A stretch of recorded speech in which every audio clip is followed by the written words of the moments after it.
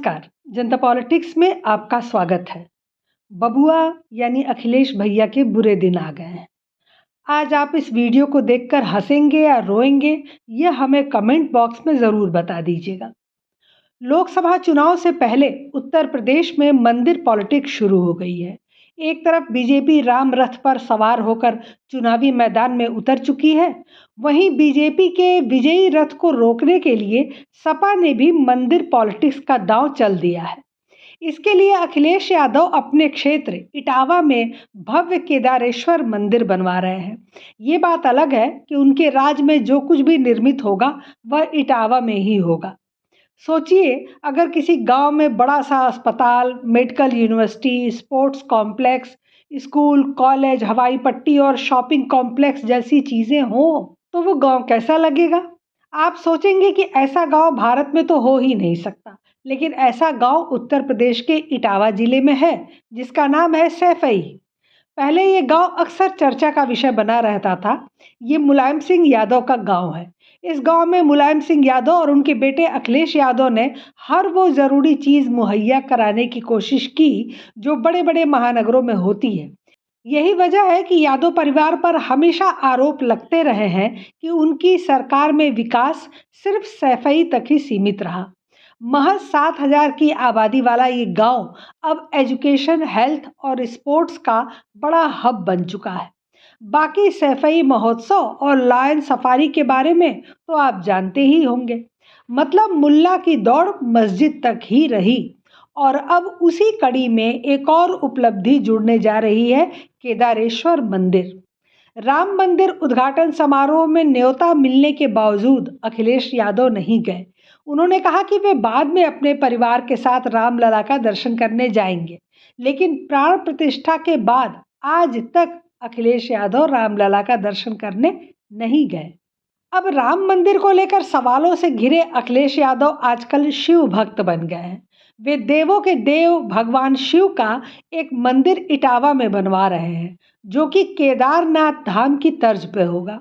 यह मंदिर करीब 25 करोड़ रुपए की लागत से बनने वाला है, तो निसंदेह यह छोटा मंदिर ही होगा।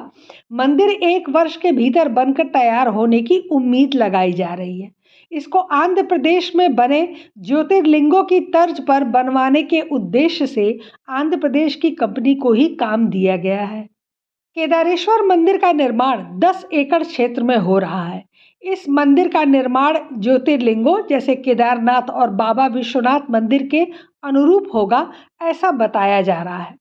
अयोध्या में 22 जनवरी को राम मंदिर की प्राण प्रतिष्ठा के बाद अखिलेश यादव के इटावा में केदारेश्वर महादेव मंदिर के निर्माण की जानकारी सामने लाने से यह स्पष्ट हो गया कि पार्टी की नज़र भी धार्मिक रुझान को ज़्यादा अहमियत देने वाले हिंदू मतदाताओं पर है। यहाँ तक तो सब अच्छा है। मंदिर बनवाना, पूजा पाठ करना कहीं से भी गलत नहीं कहा जा सकता, भले ही वह राजनीति के लिए ही किया जाए। तो यदि राम मंदिर की काट तैयार करने के लिए और हिंदू मतदाताओं को लुभाने के लिए अखिलेश ने ये काम शुरू किया है, तो भी काम अच्छा है और करना ही चाहिए। फिर समस्या कहाँ आई? समस्या तब आई जब नकल के लिए अकल का प्रयोग नहीं किया गया। अब महा अनर्थ करने की तैयारी में लगे हैं अखिलेश यादव और उनके अल्पज्ञानी पंडित सलाहकार। तो समझिए कि ये महा अनर्थ और अज्ञानता क्या है। इस केदारेश्वर मंदिर के लिए नेपाल से शालिग्राम की शिला लाई गई। 13 फरवरी को अखिलेश यादव ने पत्नी डिम्पल यादव, जया बच्चन, शिवपाल यादव आदि के साथ सपा दफ्तर में शालिग्राम की पूजा अर्चना की और हर हर महादेव के जयकारे लगाए गए। इस शिला को इटावा लायन सफारी के पास बनाए जा रहे केदारेश्वर मंदिर में स्थापित किया जाएगा। यानी केदारनाथ ज्योतिर्लिंग की तरह ये शिला शिवलिंग के रूप में स्थापित होगी। इस पवित्र शालिग्राम की शिला को नेपाल से मंगाया गया है। वहाँ की काली गंडकी नदी में ऐसी शिलाएं मिलती हैं, इन्हें देवशिला कहते हैं। वर्तमान की देवशिला 7 फीट ऊंची, 6 फीट चौड़ी और 13 टन की है। यहाँ पत्रकारों को बताया गया कि इटावा में भगवान शिव का जो विशाल मंदिर बन रहा है, उसमें स्थापित होने वाले शिवलिंग का निर्माण इसी शिला से किया जाएगा। समस्या यही है। शालिग्राम भगवान विष्णु के स्वरूप है, इसलिए श्री शालिग्राम शिला से विष्णु अवतार श्री राम की मूर्ति का निर्माण करके अयोध्या मंदिर में स्थापित किया गया। अब शालिग्राम शिला से महादेव की स्थापना करने की सलाह कोई कैसे दे सकता है? यह भगवान का स्वरूप बदलने और आस्था में भ्रम पैदा करने का दुस्साहस है। हिंदू धर्म में शालिग्राम का खास महत्व है। हिंदुओं में ब्रह्मा, विष्णु एवं महेश की पूजा विभिन्न प्रकार से की जाती है। जैसे ब्रह्मा जी की पूजा शंख के रूप में, भगवान शिव की उपासना शिवलिंग के रूप में की जाती है। ठीक उसी तरह भगवान विष्णु की उपासना भगवान शालिग्राम के रूप में की जाती है। कहते हैं कि 33 प्रकार के शालिग्राम होते हैं। इन सभी को श्री हरि विष्णु के 24 अवतारों से जोड़ा गया है। विष्णु के गोपाल रूप में गोलाकार शालिग्राम की पूजा होती है। मछली के आकार के शालिग्राम को मत्स्य अवतार का रूप माना जाता है। कछुए के आकार को कूर्म अवतार का रूप माना गया है। जिन शालिग्राम में रेखाएं होती हैं उन्हें श्री कृष्ण का रूप माना जाता है। अब सोचिए कि स्वयं भगवान विष्णु से शिव कैसे बनाए जा सकते हैं। इन्होंने अयोध्या में देखा कि नेपाल से शालिग्राम मंगाकर मूर्ति निर्माण कराया गया, तो बिना सोचे समझे शिवलिंग का निर्माण करने के लिए भी इन्होंने नेपाल से शालिग्राम मंगवा लिया। शिव तो काल से भी परे हैं, अकाल हैं। उनके स्वरूप के साथ कोई खिलवाड़ करना तो उनके तांडव को न्योता देना है। शिव तो विष्णु के भक्त हैं। सनातन धर्म के विद्वान यह मानते हैं कि शालिग्राम साक्षात विष्णु स्वरूप है। शालिग्राम को शिव स्वरूप देना यह तो संभव ही नहीं है। यह महा अनर्थ का द्योतक है। यह तो एक साधारण हिंदू भी जानता है कि शिवलिंग और शालिग्राम ये दोनों भगवान के विग्रह रूप है और पुराणों के अनुसार भगवान के इस विग्रह रूप की ही पूजा की जानी चाहिए। शिवलिंग जहाँ भगवान शंकर का प्रतीक है तो शालिग्राम भगवान विष्णु का। पूर्ण शालिग्राम में भगवान विष्णु के चक्र की आकृति अंकित होती है। अब उस शालिग्राम को शिवलिंग के रूप में किसी मंदिर में स्थापित करने का क्या औचित्य है? उसे तो शालिग्राम के ही रूप में पूजा जाना चाहिए।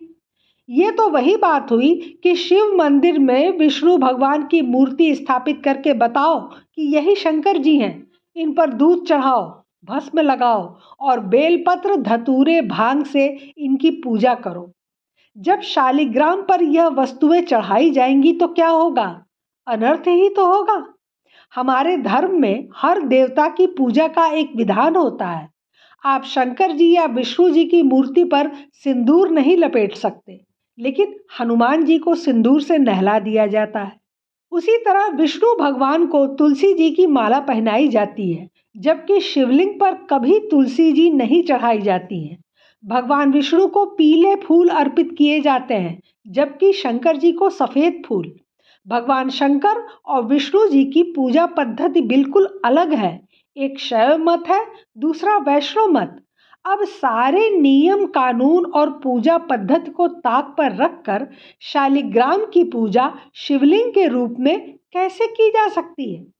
अखिलेश यादव ने अपने संदेश में कहा था कि श्री शालिग्राम भगवान का आगमन देश प्रदेश के लिए मंगलकारी एवं जन जन के लिए कल्याणकारी हो, इस पावन कामना के साथ हृदय से स्वागत।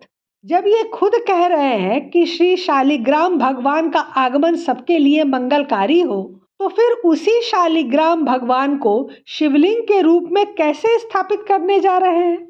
शालिग्राम और शिवलिंग का भेद प्राइमरी स्कूल के बच्चे भी जानते हैं, लेकिन ऑक्सफोर्ड वाले नहीं जानते। यह बहुत दुखद है। नमः शिवाय, नमः शिवाय, नमः शिवाय।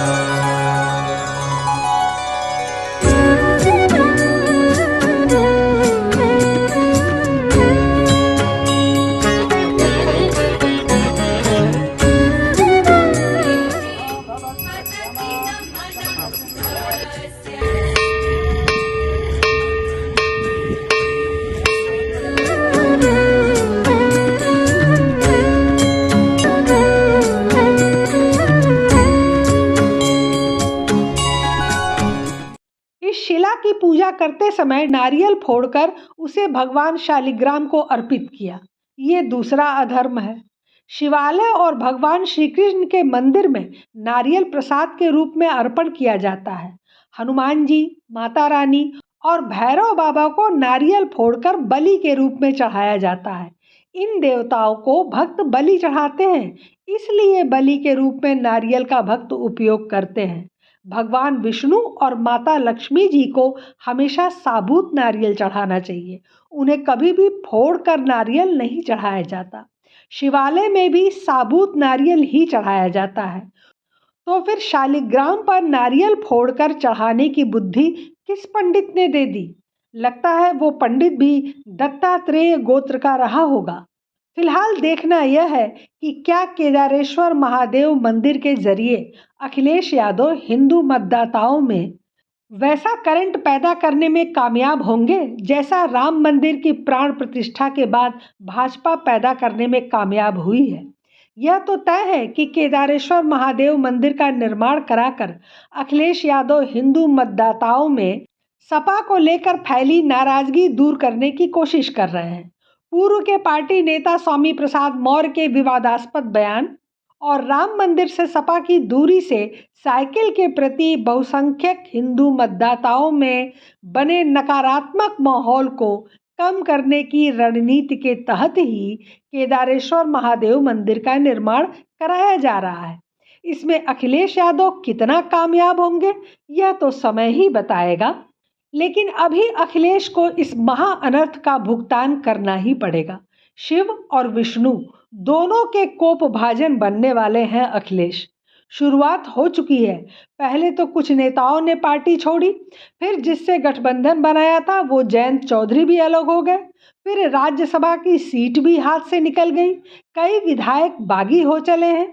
मुसलमान नाराज होकर कांग्रेस और भाजपा की तरफ देख रहे हैं।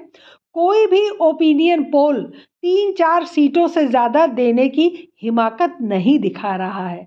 ले देकर मंदिर पॉलिटिक्स के चक्कर में अखिलेश की सारी पॉलिटिक्स रसातल में पहुंचती दिख रही है। अब इस मूर्खता पर आदमी हंसे या रोए समझ में नहीं आता। अभी भी समय है। मंदिर 2025 तक बनकर तैयार होगा।